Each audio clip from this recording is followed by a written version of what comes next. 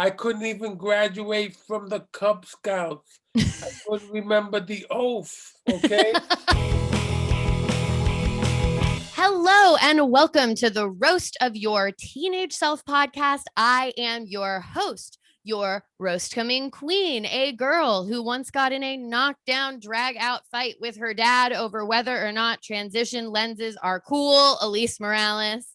And with us today, we have, guys, this is such an exciting episode. We have a comedian, an actor, a true star of screens, both large and small. But before all of that, he was a graduate of Seward Park High School. It's Luis Guzman. Yeah. Welcome. How you doing? I'm doing so well. Seward Park High School, is that in the city? That's on the Lower East Side. It's on Grand Street between Essex and Ludlow. Amazing. So this is a question I've always had. Do schools in the city have mascots? Did you have a mascot? I don't remember ever seeing a mascot. If you could retroactively give your high school a mascot, what would it be? It probably would have to be a cockroach. Okay, cool. The Seward High School cockroaches. Amazing. There was a time that they would look like there were more cockroaches than students in the school. Right. But honestly, I also feel like a cockroach is a good mascot because they're really hard to kill. Like you can't defeat them. Okay. All right. Okay. So Seward High School, let's talk about it.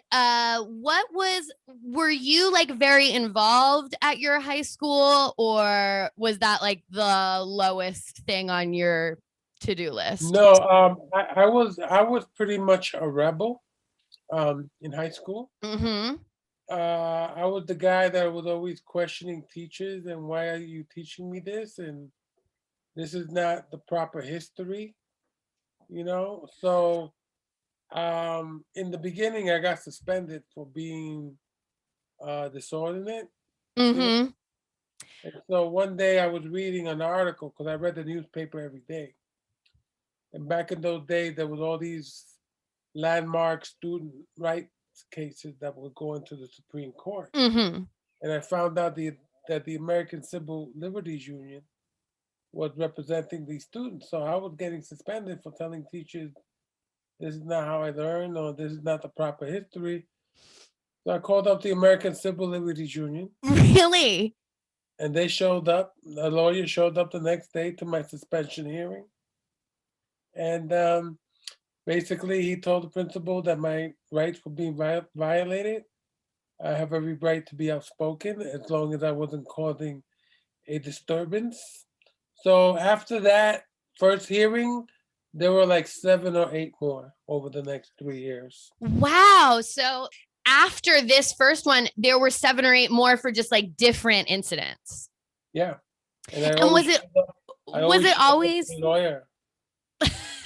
Was it always just like trying to push back against the administration at your school? Well, it's a school that was at the time 90% Puerto Rican. Mm-hmm. And when we were learning about history and they spoke about Puerto Rico in the world history book, it was a paragraph. Yeah. And it's like, there's more to us than what this paragraph is saying. And this paragraph is not our version of our history. And so, Guzman, you're going to the dean's office. And I go, yeah, they were expecting me today, actually. I actually have a standing appointment with the dean's office. You know what I'm saying? Yeah. So I would call out the administration for things like that because, it was like it was bad enough that we didn't have teachers that reflected our beautifulness and our brownness and all that stuff, Of course. Was this like ability to push back and this kind of like understanding that what you were being taught wasn't right? Is that something that is just innate to you? Did that come from home? That came a little bit from me. Hmm. Um, and also it came. I joined this group in high school. It was called Aspira, Okay. and Aspira provided youth leadership programs for young people. So I was I was in their leadership program, and it showed me the ability to question authority. You know, And um, how young were you when you joined that group? I must have been maybe 15, 16 years old. Okay. And was that something that a teacher like saw you and was like, you know what, you need to be a leader, or were you seeking No, that kind of thing out? here's the funny thing. What happened? There was this girl. Her name was Awilda, and I had a Ugh. crush on her. And she was a girl from the neighborhood, and I'm not gonna lie, I was hitting on her and trying to get her to go out with me, and so she called me a sexist chauvinist, and Mm-hmm. I didn't know what that meant. You know, like Mm-hmm. I'm sorry, and she says, you need to get your act together. Listen, I'm part of this group, and it's called Aspira. Maybe you come down and you learn a few things. And I go, yeah, okay. And the only reason I joined is because I figured she would be there. You know what I mean? Yeah. But it kind of paved the way for me to become a student leader, um, to be outspoken, to question authority, to get my facts in order. I learned a lot from my speeder. Yeah, that's really awesome. And it's a very sweet teenage story too. Like I do wonder how many young boys got radicalized because a girl was like, you need to get your act together and learn some Yeah, shit. yeah, and like I thought it was important. I thought it was important because you're a guy, and back then you're just gonna hit on a girl, but you never expect a young woman of your age to say, "Yo, you got to get your act together, man. You got to find out a little bit about your history and who you are, where you came from, and about the situation that you find yourself in." And so, I mean, um, I was very grateful to Awilda for like shaking that up in me and sending me in the right direction. Hmm.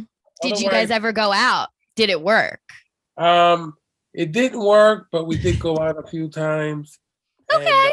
I think we made out once. I'd say And that's a huge success. yeah, yeah. So I mean, believe me, I was like over the moon, and then I found out she was going out later on with one of my boys, and I was like, oh man, okay, Oh man, well at least I got this group out of it. yeah, yeah. I got it out of my system, and I was really happy about that. Did you date around a lot in high school? How was your game with the ladies? I had a pretty good game because let me tell you something, man. Back in the day, there were like a lot of house parties, Mm-hmm. and I love to dance, man. I used to go to house parties. I'm not kidding you. All the guys be like holding up the walls, and I'd be like in the middle of the dance floor, dancing with 4 or 5 girls at the same time. You know, so I mean, I just love to party, man. I just love to. Yeah. See, that's a tactic a lot of young men don't realize is that, like, if you're the one who's dancing, you're going to be dancing with all the girls. Oh yeah, man, all the time, Yeah. all the time. So I had my string of flings, Mm-hmm. and but like my purpose was always just I just want to go out and have a good time, um, and that was my thing, man. Like I said, I saw a girl dance on the floor alone. It's like, yo, I'm stepping up. Yeah. You're not going to just let her stand out there. But there Yeah, are a lot of there are a lot of teenage boys who do. And that's I'd be like looking at my guy to say, yo, bro, how you gonna stand there? Girl wants to dance. Let's go. and so we're And we're most of just so you mhm. know, I am still like that. Well, Yeah, that's the most fun person that you can be. That's it. That's it. Who wants to be at a party and just be not partying? Yeah. So here's the thing, like big time, big difference. A West Coast party, like a LA party, Mhm. is a very dull kind of party It's not a New York party. because because oh, so what's your next project? Oh, what you working on next? And it's like, dude, I really didn't come here to talk about business. I came in here to boogie, to leave it on the dance floor, and to sweat it off. You know, you go Yeah, you go to New York, you're hitting that dance floor for like 3 or 4 hours, and you come out of there 100%. drenched in sweat. Yeah, and you can't even hear someone ask you about work. Like Yeah, someone asks you yeah, about work and you can just be like, "What?" and like dance yeah, yeah, away. yeah. No kidding, no kidding. It's like, you want to know about work? Okay, here we go. Oops, sorry. So who was your like crew in high school? Were these other people from Aspida or was it like boys from your neighborhood? Who were like the best friends? Oh man. Well, I got to say, for a while it was my boy Andy, my boy Papo, and my boy Ray. That we went. Mm-hmm. That was like one of my first crews in high school, and those three guys were like the papi chulos of the school. You understand? Yes. I was like I was like the little ugly duckling little brother that they would like to hang out and stuff, you know. But but I learned a lot from them. They were really cool guys, and then after that, I moved on to people like my boy Eddie Perez and Diego Ortiz because I met them when I did the school play. Okay. Okay, so I did the school play. My senior year was a play called Bye Bye Birdie. Oh, I know Bye Bye There Birdie. you go. Yeah, we did Bye Bye Birdie in my middle school, and I was in the chorus, and I was very upset that I didn't get a bigger part. Oh, okay. We can always go back to that school with Uncle Louis, and we can, you know, Yeah, we could, we can go back to Rachel Carson Middle School and tell them what's up. we could like, yo, we need a redo. We need a Because redo. because first of all, you know what? I'm actually not going to get into it because I'm going to get upset. But I should have been Rose in the play, and that's all we're going to say. I played Mr. McAfee, by the way. Okay, is that her father? Yes, yes, yes, Yes, that who goes on yes, Ed Sullivan. exactly. So what if had you been doing plays before? No, no. What happened was that Mr. Egghouse, the gym teacher, was directing the play. So I walked in. I happened to be walking past the school auditorium, and I see him, and then I walked in. Said, "What are you doing?" He said, "I'm auditioning people for the school play." And I go, "You can't even run a gym class? You're gonna direct a play?" How did So, he get the gig as the director of the right? play? That's what I said. So he took a script and he threw it at me and said, "Well, let's see what you can do." And it was like, "Oh, dude, man, I got to take on the challenge." And that's how I ended up with the role. And so you had never done a play before. You get Never in in my this life. play, Listen, and listen. I couldn't even graduate from the Cub Scouts. I couldn't remember the oath. Okay, and here am I being asked to sing, to dance, to do lines, and act. That was a lot. that is a lot. And were you like immediately did it click for you, or did it No, take man, you a I little was a while? nervous wreck. You know, the only thing that kept me going was all the other nervous wrecks that I was working with. Mm-hmm. So it's nice to see that you're not alone, you know? Yeah. So once I got past my first line, I was okay. Like my first line, we only performed it, I think, 4 times, 2 weekends. That's what they usually do, I Yeah, feel. yeah, yeah. And so once I got my first line out, it was like, let's go. And did you like did you connect with acting at that point? Was there a piece of you that was like, oh, maybe I'll be an actor? Or was that still like No, way not at down the all. road? Not at all, man. Uh, um, acting came later. Um, After I left high school, I went to City College, studied political science. Mm-hmm. I was supposed to become a lawyer, you know. Um, but And I go ahead. I was just gonna say, was that like the influence of Aspira and the work that you had been doing there? Were you like, I'm No, gonna be a not civil really. rights guy? I didn't know what I wanted to do when I hit college. So they stuck me into political science, and Mm-hmm. so I'm like, reading Greek mythology and all this different type of stuff and debating but but I left college after 2 years because I at the time I felt I had a bigger purpose. Mm-hmm.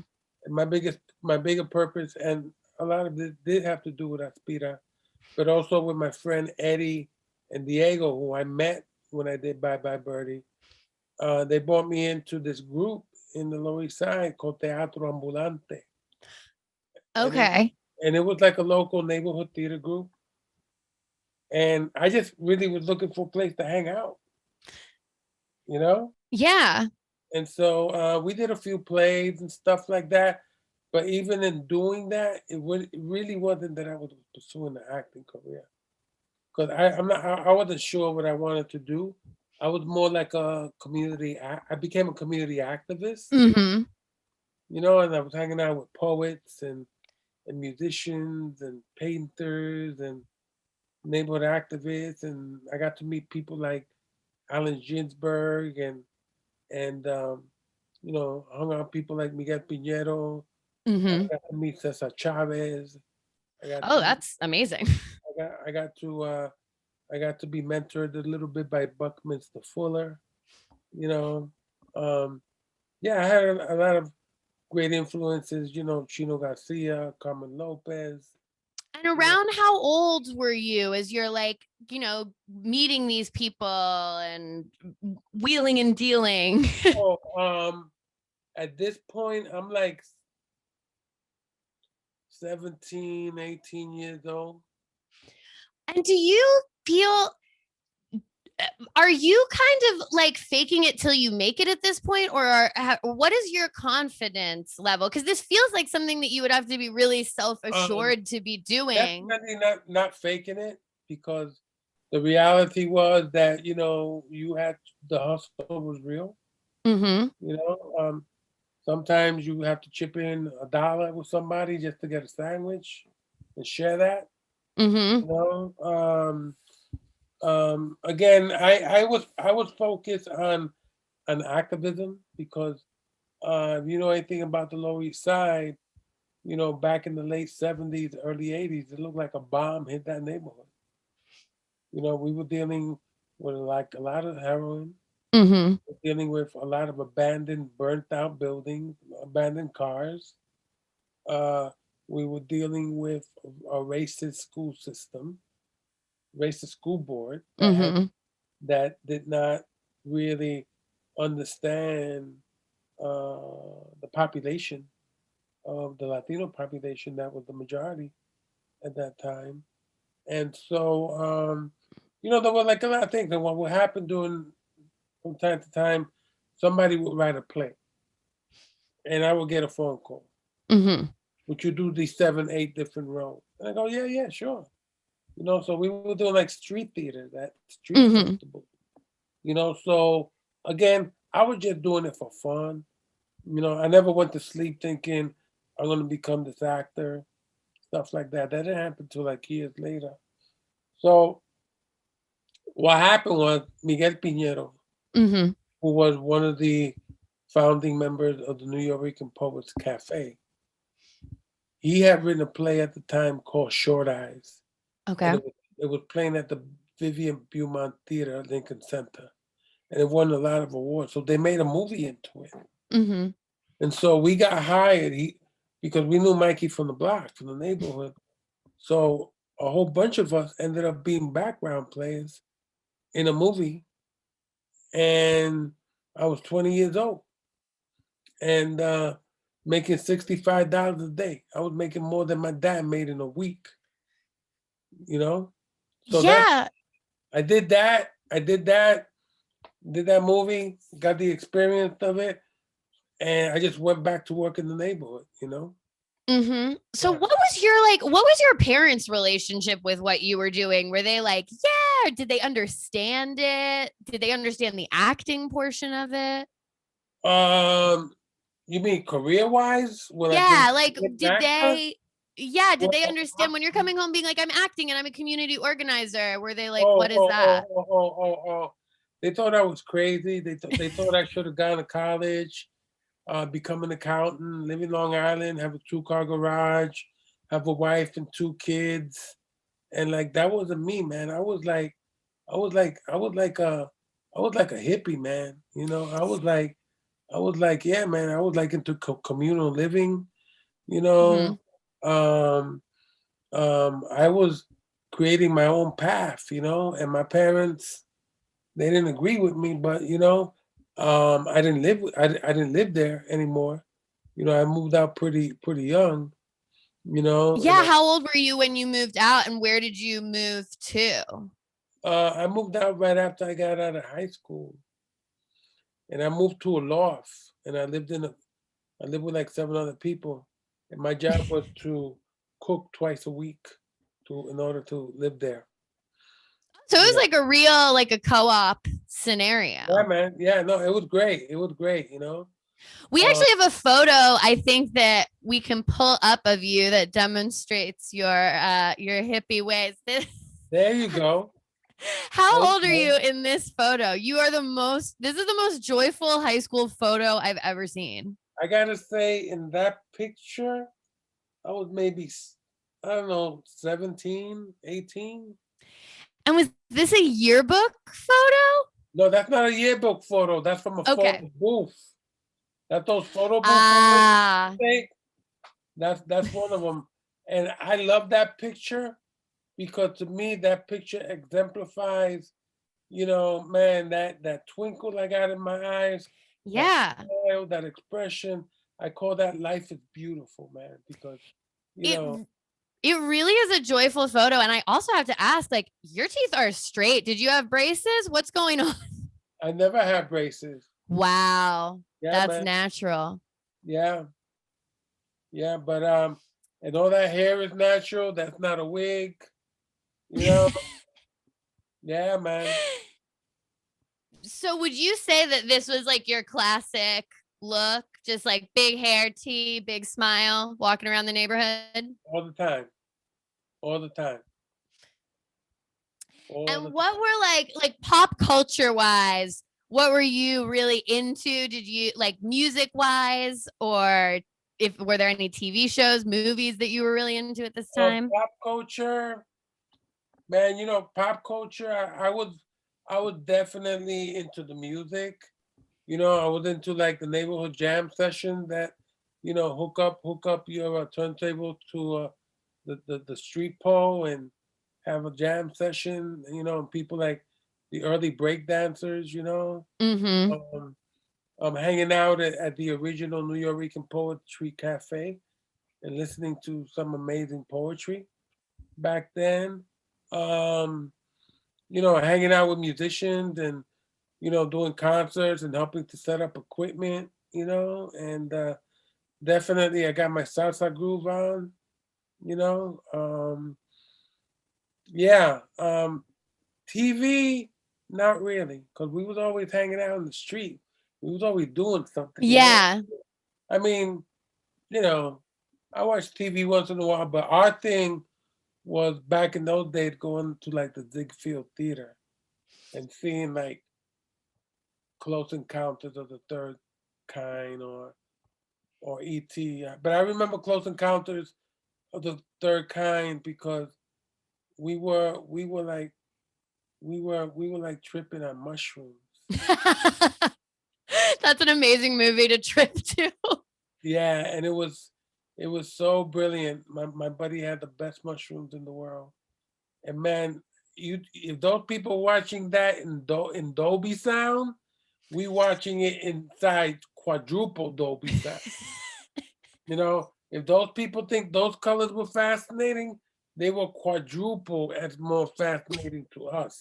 IMAX before IMAX. Like you didn't even need you didn't need the 3D glasses. None You of know that shit what? we We have now. were before the 3D glasses and IMAX. That's amazing. Do you remember any like celebrity crushes you had at that time? Like if you had a poster. Oh man, I had a crush on what was her? I had a crush on Raquel Welch. And who didn't? Yeah, that's a good one. I had a crush on Raquel Welch, and I also had a crush on Iris Chacon. Ooh, I'm gonna Google her. Oh yeah, so she's a singer, Well, she's a singer, dancer. singer dancer. She's beautiful. Okay, thank you very much. She's a major babe. Yeah, baby. Oh, and pulled up right on here is Playboy. Cool. She did Playboy? I guess so. You must have missed it. Oh, Your teenage self is damn. pissed. Yeah, I was so busy. I was so busy. You So, really blew it on that one, man. Yeah. You know, and yeah, man. So it was Raquel Welch and Edie Chacon. Those are really good ones. Yeah. Well, that's okay. Let's pull up. Actually, you have a second photo here that I would love to take a look at. Whoa, look at that. Yeah, so this photo has like protest. It looks like you're at a protest or something. Yeah, we are at a protest, definitely. So, do you remember when this photo was taken, what you were protesting? We were probably protesting our housing rights, you know? Yeah. And I was about to drop that person with a Bruce Lee drop kick. I was like, it looks like you're stealing the mic or maybe attacking. No, actually, I was giving them the mic. Okay, great. I was not attacking. Hey, you never know. But I think in that picture, I must have been, I don't know, 22 years old. Mm-hmm. A little And so older. would you like organize protests and events like this or just attend them? Both. Cool. So this looks like this was a housing rights protest. How early were you starting to go to protests and stuff like that? When I was like 15, 16 years old. And were they usually around housing rights, or do you remember what your first ones were? A lot of them did have to deal with housing rights. Some of them dealt with the United Farm Workers and the grape boycott. Okay. Some of them were demonstrating against the selling of drugs in the neighborhood. You know, I mean, we all every time we all went to a demonstration, we all went with a purpose. You know, it was either housing, against drugs, farm workers, better education, women's rights. You know, things like that. And so how did you, as like, you're a young guy, you like to party, you like to go out, but there's also this like real harder drug element that's coming into your neighborhood. You're seeing issues with that. How did you like balance those two things? Balance what two things? Like between like one, like I guess, how did you keep yourself out of getting involved with the drugs while also being like a guy who wants to party and have fun and all of that stuff? Well, I didn't get into drug dealing because I had a conscience. Yeah. And you visually see what happens to people. Mm-hmm. Talking about people that grown up together and gone to each other's communions and birthday parties, and they grow up and they become drug dealers, and then they end up killing each other because they end up getting greedy, you know, or end up getting busted and going in for 10, 15, 20 years. And then at the end of the day, having nothing to show for it. But also they were dealing death, you know, they were dealing death and it was killing our own people. It's like, how can you have a conscience to do that type of stuff, you know? So my conscience always told me, look, you know what? I'm not gonna lie, man. I smoked my weed. You know, I did cocaine back in the day. I did mushrooms. Because Yeah. it's the environment that you grow up in. It is what it is, and I did what I did. But my heart was just never into becoming a drug dealer because, like I say, I never knew a drug dealer that retired with a pension. Yeah, that's definitely true. Do you feel like over the time that you were like, you're entering high school around 15, you get out around 18, that over that time you saw the drug problem escalate or the violence and all that escalate? Oh yeah, absolutely. Because I mean that it was that era. Mm-hmm. The way that you want to control people, you flood the neighborhood with drugs. Yeah.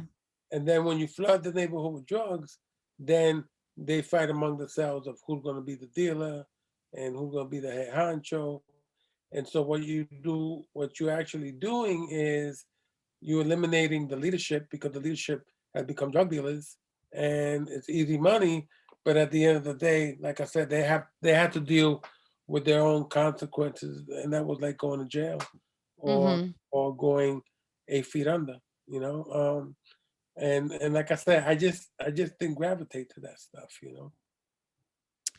That's really interesting. I mean, when I was younger, like when I was 15 or so, I started going to my first protests, but those were all, the big issue was the Iraq war. So we were just all, I was from the DC area, so I was always going to protests for that. And I think that part of the reason I became a politically active or like thoughtful person is just because a lot of my peers were. Did you feel like you had a lot of peers who were also like on that consciousness Yeah, level? I think for the most part, yes, but it was for me, it was like the older guard, Mm-hmm. the people that were 5, 10 years older than me. Those were my teachers. Those were my influences. I put it to you this way: when I was 20 years old, I got a scholarship Mm-hmm. to go study at the Institute for Cultural Affairs in Chicago. It was a 2-month course where I did 3 years of college in 2 months. Wow. Yeah, it And was were the you it was the most intense thing I ever did. Um, I met people from all over the world. There were scholars at this, and I was a street kid mm-hmm. from the Lower East Side, and I had no clue. It took me a couple of weeks to grasp on to what was going on because they moved really, really quickly. But when I grasped it, I learned so much, man. You learn about sociology, you learn politics, and you learn cultural stuff, and how all systems work, and how we can create a together community and look out for everybody and things like that. So academically, like when you're back at your high school, were you super into your classes there, or were you just kind of like, this place is whack, the administration is whack, they won't stop suspending me, I'm gonna learn my shit elsewhere? Well, I taught myself a lot, Mm-hmm. you know, and so the system, I didn't really care for the system. I knew that if you got a 66, it was a passing grade.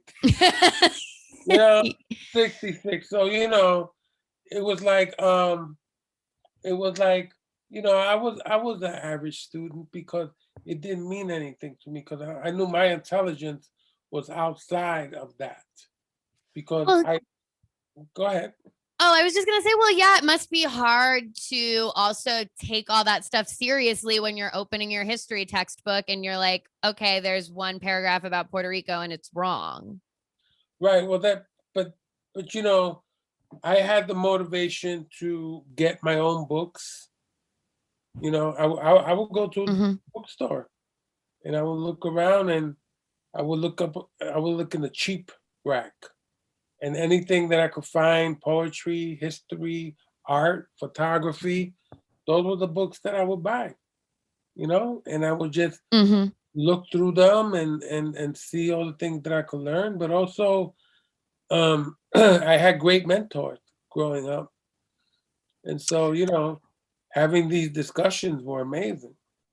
And were most of your mentors, it seemed like they were coming outside of your school, not really like Yeah. Right. teachers I didn't or. have I look, man, I had a dean named Mr. Newser. He looked out for me. I think he understood me where I was Mhm. coming from.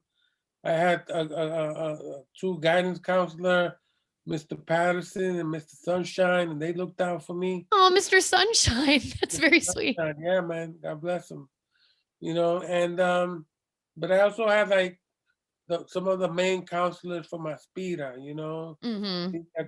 Lidia Gonzalez, Abraham Cruz, Izzy Colon, uh, Larry, Gloria. I still, and I'm still in touch with a couple of them to this day. You That's know, great. And are you still friends with like some of the old crew of like your peers? yeah, that's my history. Those are my roots. Mm-hmm. I talk to them on the regular still, just check in with them and see how everybody's doing. You That's know, great. Yeah, right? I mean, it seems like um you just were really like involved in your actual community and like giving back to it. Whereas a lot of people I talk to, a lot of teenagers are like, they can't wait to get out of their community, but But you were giving back so much. but it was different times. Yeah. It was different times. Like I mean, now so much stuff is gentrified that you don't really see a community where you live. You know, Mm-hmm. you pass a lot of people that you don't know. You know, back in the day, you were living in the trenches, man. You were living in abandonment, and you had that in common with all the people that lived there. So Mm-hmm. survival skills become huge.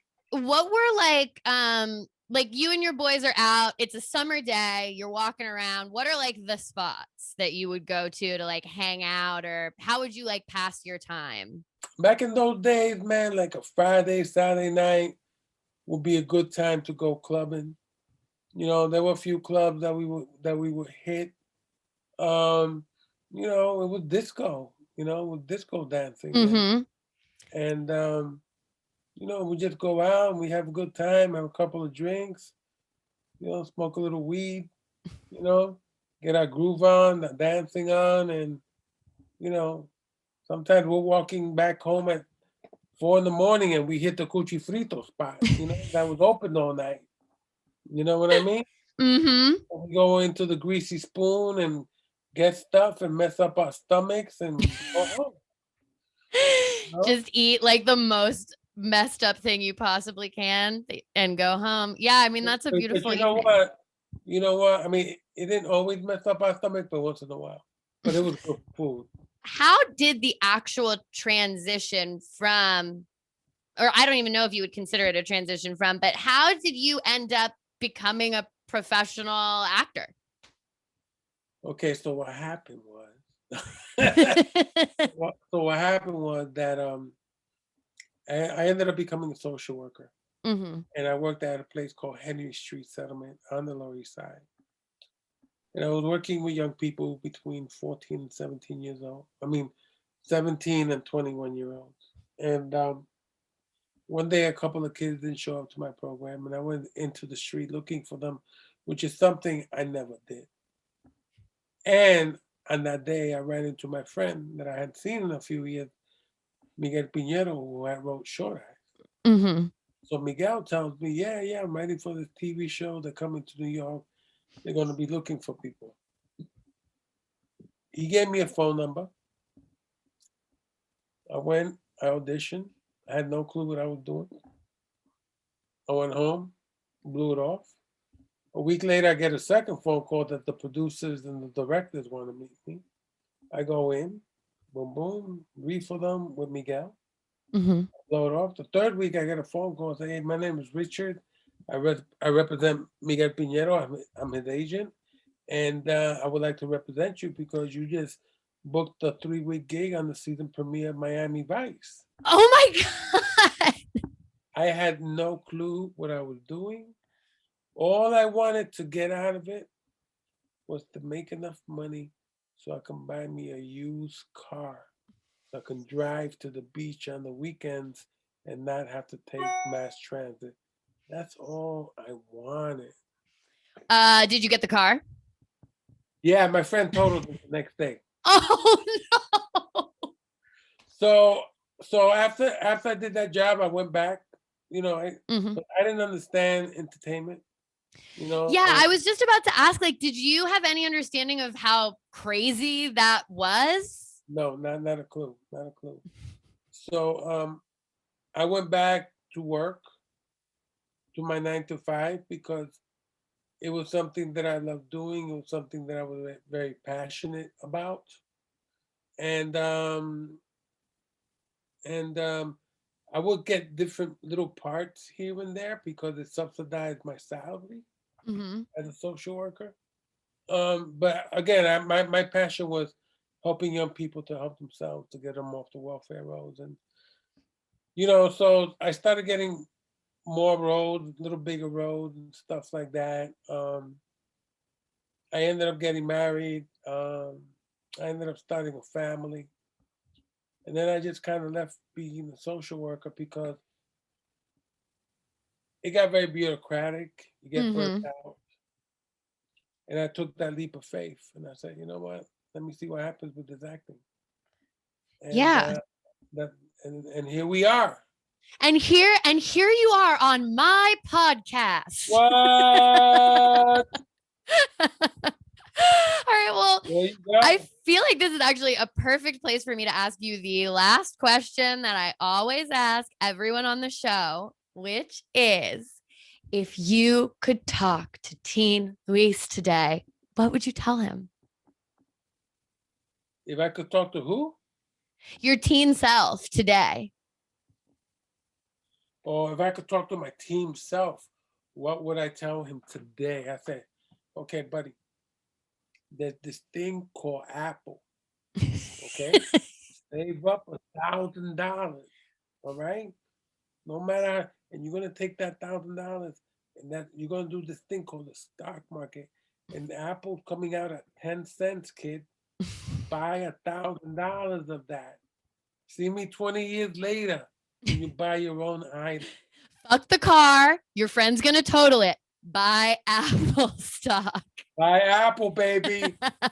I mean, because like, you're not geared to learn those things, especially as a Latino. Mm-hmm. We're not geared to we're geared to okay, put money in the bank, only to find out that the bank takes your money and invests your money and makes so much money, but they're paying you 0.0002%, Mm-hmm. you know? But they don't Exactly. teach you. You're not taught how to take $100 and make $300 with it. Yeah, I wish I there's a reason that information is like passed down generationally, but doesn't get to yeah, like Latinos or other marginalized groups. That's that's right. intentional. That's right. Hell yeah, man. Well, it was so amazing to have you on the show. I really enjoyed talking with you about like your life and the politics of it and your work. So yeah, this is just an amazing chance to get to chat. And for everyone listening at home, this has been the Roast of Your Teenage Self podcast.